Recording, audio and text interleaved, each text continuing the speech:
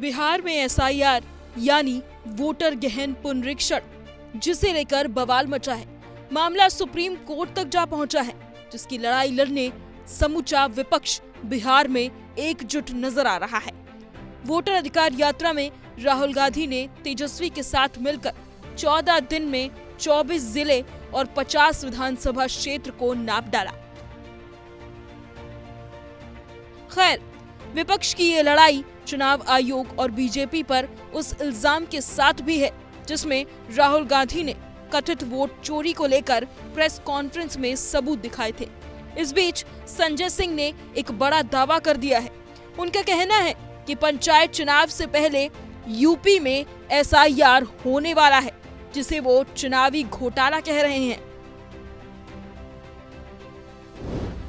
उत्तर प्रदेश में पंचायत चुनाव के पहले एक बड़ा चुनावी घोटाला करने की तैयारी शुरू हो गई है। और वो घोटाला क्या है? एसआईआर।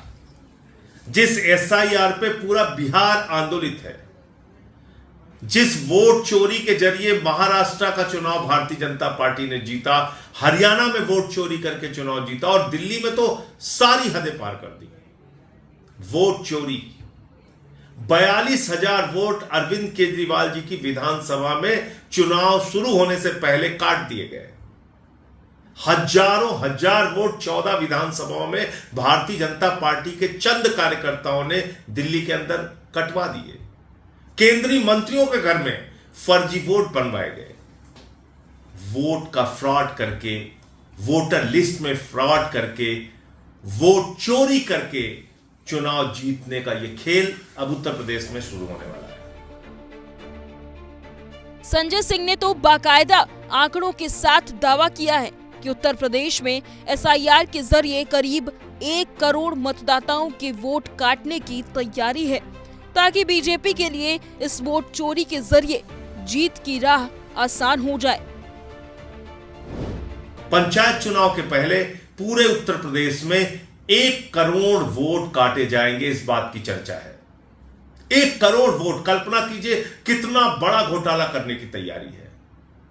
इसलिए आप सबसे अपील करना चाहता हूं, अगर उत्तर प्रदेश के लोकतंत्र को बचाना चाहते हैं, उत्तर प्रदेश के चुनाव को बचाना चाहते हैं, अपनी पंचायतों को बचाना चाहते हैं, तो बाहर निकलिए, आवाज अपनी बुलंद कीजिए। केंद्र सरकार के खिलाफ, चुनाव आयोग के खिलाफ, न्यायालय तक अपनी आवाज पहुंचाइए। सड़क से लेकर संसद और सुप्रीम कोर्ट तक लड़ाई लड़ने को तैयार हो जाइए, क्योंकि ये एसआईआर आपके वोट के अधिकार को खत्म कर देगा। और पूरे देश में जो नारा है वो अब उत्तर प्रदेश में भी आपको लगाना पड़ेगा।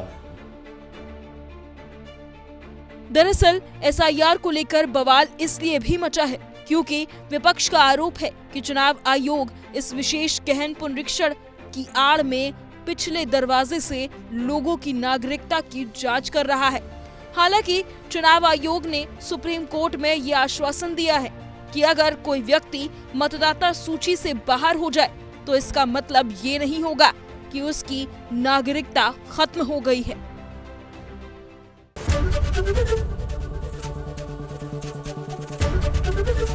एबीपी गंगा, खबर आपकी, जुबान आपकी।